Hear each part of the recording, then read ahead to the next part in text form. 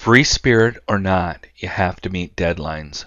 It doesn't matter if you're writing an article for no pay or if you're composing an article which pays a substantial amount of money. When you miss a deadline, you let people down, and you tarnish your reputation as a writer. You have to learn to manage your time where you're not constantly in danger of missing a deadline.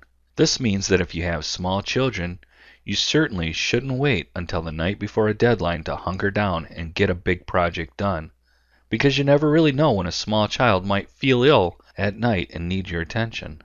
Of course, emergencies and other interruptions do occur, and most editors are pretty understanding, as long as you don't make it a common issue to need extensions.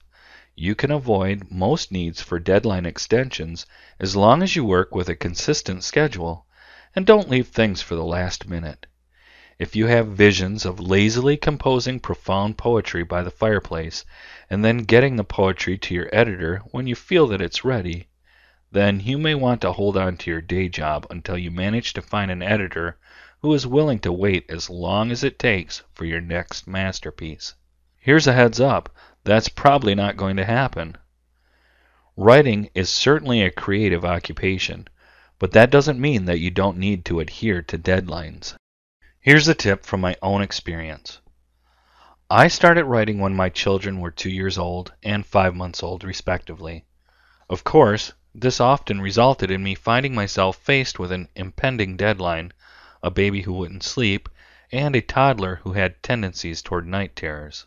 Translation: even when the kids were asleep, there was no guarantee that I could get my work done.